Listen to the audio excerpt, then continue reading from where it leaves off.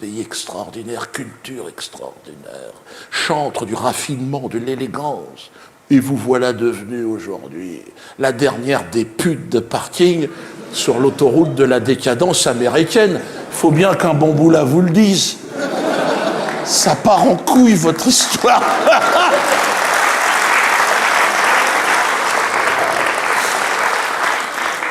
Pour ceux et celles qui choisiraient la fuite, bienvenue dans ma forêt.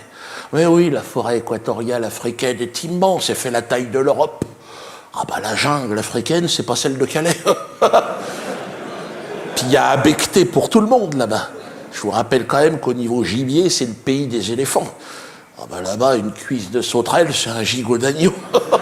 Bienvenue, venez, venez dans ma forêt.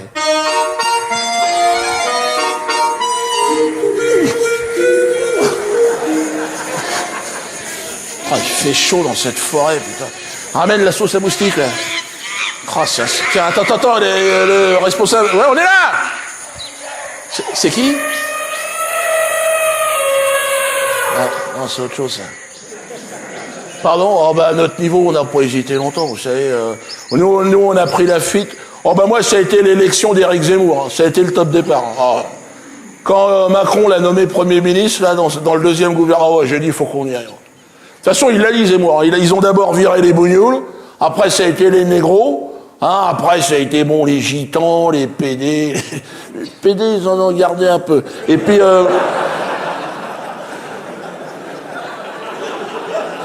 après, ça a été nous, quoi. Les anciens du Front National, quoi. Canal historique, on a morflé. Hein. Il y en a qui se sont accrochés à la mère patrie. Hein. Moi, j'ai mon pote Daniel, paix à son âme. Jusqu'au bout, il s'est accroché, mais à l'élection de Zemmour, bon, il a tourné fou. Il était devant les grilles de Matignon, il était à poil. On est chez nous! Partout à Tis! J'en appelle à Audin! L'autre, il en était rendu à appeler à Audin. Il s'était fait tatouer le sigle Citroën sur le front. Moulinex sur le cul, ça n'avait aucun sens. On l'a retrouvé pendu à la statue de Jeanne d'Arc. Il me disait, Pierrot, qu'est-ce que tu vas foutre chez les négros? Tu sais, il comprenait pas. Il disait, reste là, bats-toi jusqu'au bout. En plus, c'est des bestiaux, ils ont des QI de 70, ils vont finir par te becqueter. Ah, c'était la peur de l'inconnu, il connaît pas. Quoi. Ah ouais, parce qu'on a été accueillis ici comme ça. Franchement, au niveau organisation, les bamboulas, t'as beau dire, mais on a été accueillis avec les casse-croûtes et tout. Hein. Alors, banane, chenille. C'est vrai que la première semaine... Ah, tu chies de la pâte à crêpes, mais c'est des casse-dalles, ils sont vivants. Tu poses le casse-dalle sur la table, l'autre il part en week-end, donc toi à un moment donné... je me suis fait copain avec le chef de la tribu, ouais, très sympa. Ouais, il nous a offert un petit coup de pinard en arrivant, même. Enfin, un vin local, il appelle ça du blanc de blanc, mais bon... J'ai rien dit, le truc est vert, tu vois, donc... Non, mais c'était pour faire plaisir, tu vois. Ma femme a vu que ça faisait fuir les moustiques, donc on lui en a pris 2 bouteilles. Mais là, il veut toujours nous en fourrier. C'est bon, on en a assez, c'est bon. Ah, puis il n'arrête pas d'en boire. Ça se boit. Bon, de là à décrocher une médaille d'or chez Leclerc... Et tu m'aurais dit que moi, Pierrot, adhérent Front National, je fasse un jour une demande d'asile au Congo, quand même... S'il y a quelque chose qui change au niveau planétaire, c'est vrai qu'il y a quelque chose... Comment... si je devais vous raconter comment je suis arrivé jusque dans la forêt équatoriale, si je devais vous raconter tout le périple... Nous, pour vous dire, on a traversé la Méditerranée sur une péniche. Déjà, donc qui n'est pas du tout adapté à ce genre d'exercice, la péniche. Le bateau plat, là, qui est sur... Ouais, c'est son capitaine, Jean-Yves. Un gars de Boulogne-Billancourt, un copain du front, un ancien aussi. Il me dit, t'inquiète pas, ma Josiane, elle a bourlingué. Oui, c'est le nom de sa péniche, voilà. Alors, je lui dis, non, mais Jean-Yves, faire Boulogne-Pont-de-Suresnes tous les jours, c'est une chose. Traverser la Méditerranée par gros temps, il va peut-être falloir lui apporter 2-3 modifs à ta baignoire. Et... il l'a mal pris. C'est comme si tu parlais de sa bonne femme, sa péniche, l'autre. Il m'a dit, tu veux y aller à la nage? Je lui ai dit, calme-toi, on y va. Donc on est parti, on a navigué, enfin, non. Pour moi, on ne peut pas appeler ça de la navigation. On était dans le tambour d'une machine à laver. On a fait un genre de galipette jusqu'en Tunisie pour aller. On s'est éclaté sur la plage. Ah, ça serait à refaire, je demande l'exil à Jérusalem, directement. Jugez-moi à Nuremberg, j'ai dégueulé tout le long. Donc, bon, après, on s'est fait jeter du Maghreb, automatiquement, avec nos passeports français, t'imagines bien que... Ah bon, on est mal vu là-bas. Moi, je me suis fait passer pour portugais à un moment donné. Non, parce que je bosse dans le bâtiment. Donc, automatiquement, tu bricoles 2-3 mots. Ou caray. Après, on a contourné la Libye. Pareil, en Libye, il ne faut pas parler français. Tu te prends une balle. Ah, ils ne nous aiment pas. C'est vrai qu'on a été méchants avec eux. On leur a fait du mal à ces gens-là. Ah ben, on a tout le pays. On a labouré, il n'y a plus qu'à se... Mais c'est un terrain de boule, la Libye, à cause de l'eau. Si tu y vas, bon, faut pas oublier le cochonnet. non, je rigole. Mais après, avec Jean-Marc, un charcutier du Plessis-Trévise, un ancien du front, on a acheté 2 vieux chameaux d'occasion pour traverser le désert, quoi. 2 épaves immatriculées en Mauritanie. Tu te demandes comment ça a passé le contrôle technique. Attends, le mien, il lui manquait un œil et plus de chicot, bouffé par les puces jusqu'à l'os. Enfin bon, une épave. Et puis surtout, il lui manquait les 2 pattes arrière au chameau.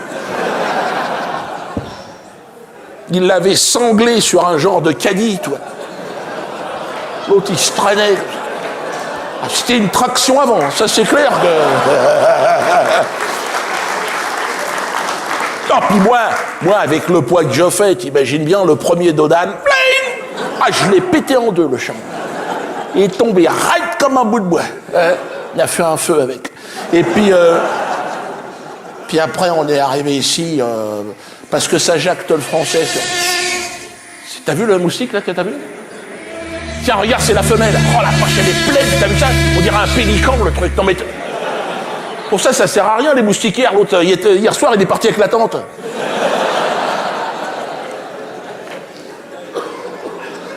Non, on est venu ici parce que ça jacte le français. Parce que l'arabe, le swahili, bon, c'est marrant un week-end, mais très vite, ça casse les couilles. Non, puis on est arrivé là... Ah, c'est bien, oui et non, j'ai envie de dire. Moi... Non, mais on a été bien reçus. Puis il se trouve que je connais très bien l'actuel Premier ministre du Congo, moi. Mamadou. Moi, je l'ai connu, il était agent de surface à la cave de Montigny-les-Cormeilles. Donc ça remonte à un bout. Hein. Donc il avait même eu une petite histoire avec ma belle-sœur. C'est pour ça qu'il avait failli se manger une cartouche, il avait une ardoise. Mais de là, tu m'aurais dit que l'autre sans-papier allait me délivrer une carte de séjour, c'est vrai que j'aurais fait un AVC. Hein. C'est vrai que... Il y a quelque chose qui change au niveau planétaire, il n'y a pas à dire. Hein. C'est comme au départ, pourquoi je suis arrivé, pourquoi on est parti? Ah ben au départ, les emmerdements, ça a commencé, moi, une histoire de quenelles. Tu vas pas me dire quand même. Les quenelles, c'était des trucs qu'on faisait, quoi, les trucs. Je me suis fait choper par le gang des pyjamas de Cracovie, là-haut.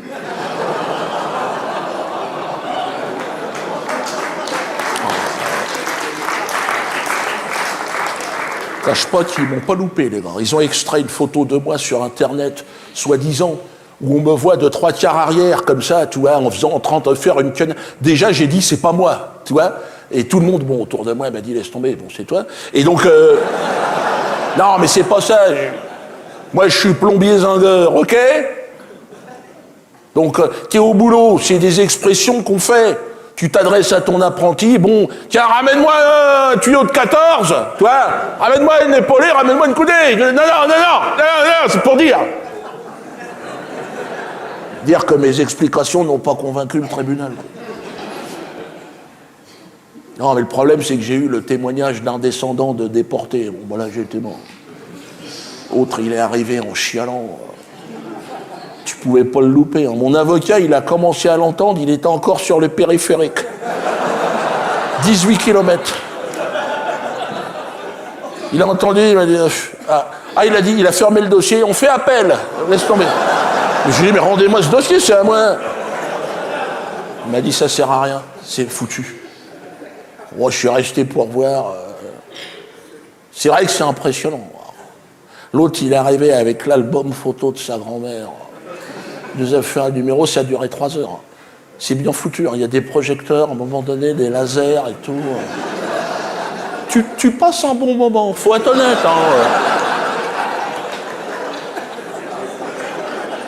Puis alors, à la fin, il nous a fait une chute, l'autre. Roulement de tambour, il est arrivé dans un rond de lumière, comme ça. Il m'a regardé, il s'est planté devant moi. C'est à cause de gens comme vous que ma famille est exterminée dans les chambres à gaz. Putain, j'étais là. Enfin, là, on m'a dit non, ah bon.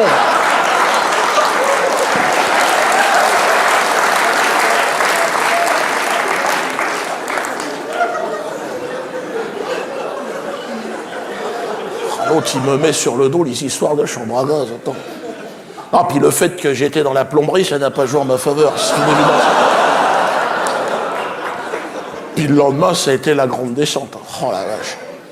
Ah ben c'était le saut à l'élastique, mais sans élastique en soi. J'ai même eu une émission spéciale sur moi, sur BFM TV. La nébuleuse nazie dans le monde de la plomberie. Où est-ce qu'ils vont chercher ça, les gars? Il y avait des spécialistes et tout qui étaient là, ils parlaient de moi et tout. Comme quoi c'était incroyable. Ils ont été chercher des anciens clients de 30 ans. Les mecs qui revenaient chez moi la nuit avec leur chaudière. Tiens, on n'a rien à voir avec toi. Je dis, mais qu'est-ce que tu fais? T'as plus de chauffage? Qu'est-ce qui t'arrive? Après, j'ai compris. J'ai même eu la Ligue des droits de l'homme sur le dos, moi. Alors, les droits de l'homme, tu vois de quel genre d'homme on parle? Non, mais bien sûr, mais je veux dire... Ils sont allés chercher toute ma famille. Mon arrière-grand-père, un grand résistant, décoré 3 fois, putain. Grand résistant, dans le sud-ouest, il passait sa vie dans les vignes, ils sont allés le faire chier. Mais lui, il a dit, allez, on se casse. J'en ai rien à foutre. On fera du pinard avec de la papaye et des ananas, puis j'en ai plein de cul. Lui, mais il a dit, si j'avais su, j'aurais un petit peu moins résisté, crois-moi bien.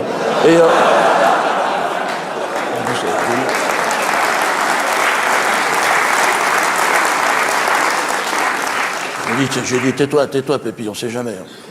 On est au Congo, mais fais gaffe quand même. Mais on regrettera quand même la France, quand même. C'est chez nous, notre arbre généalogique, il faut le savoir. À nous, à notre famille, la famille Labitte, il faut savoir... Ouais, c'est notre nom de famille. Ouais. Oh, allez-y, j'ai l'habitude, les gens sont là. C'est bon, c'est terminé? Ben nous, ça remonte à l'ère du Crétacé, notre présence sur le territoire français. Ouais, on est français de souche. Je dirais même avant les souches. Au moment de la formation du noyau terrestre, quand la lave se mélange, voilà, avec la pâte à modeler, là, on était déjà en France, sur le sol, porte de la Muette, porte de Champéret. Donc vraiment, vous quittez pas un pays au bout d'1 milliard d'années sans un petit pincement au cœur, automatiquement.